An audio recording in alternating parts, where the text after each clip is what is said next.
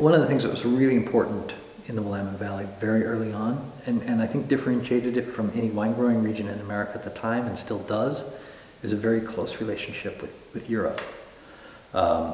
First of all, we're not trying to make wines in what would have at that time, and probably still now, be considered like a typically American style.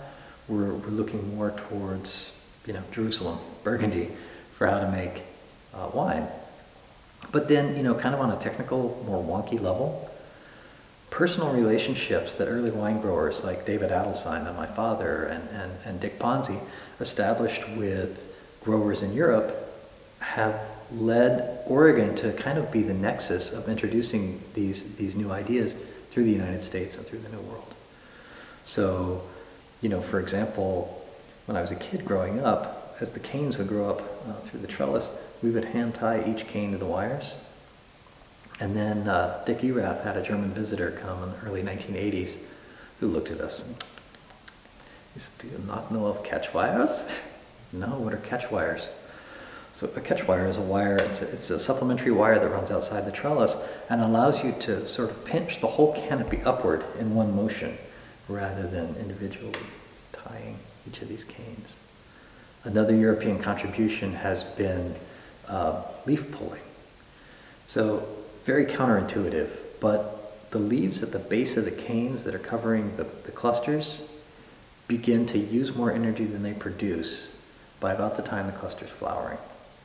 And so we had a Swiss family come and visit us. They were grape researchers, and their plan was to go to Disneyland.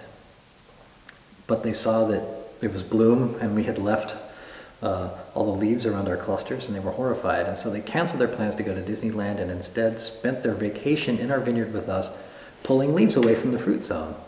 And we thought it was crazy. We'd pull off perfectly good leaves.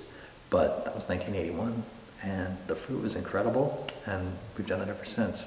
And that's something you see all over the New World now.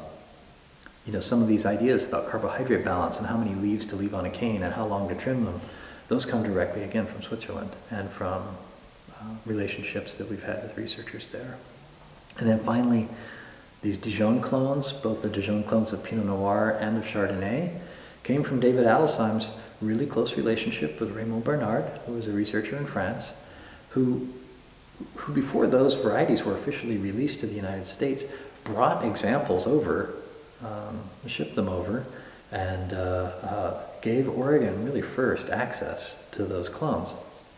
And in fact, to this day in New Zealand, what we call the Dijon clones are known as the Bernard clones, after Raymond Bernard.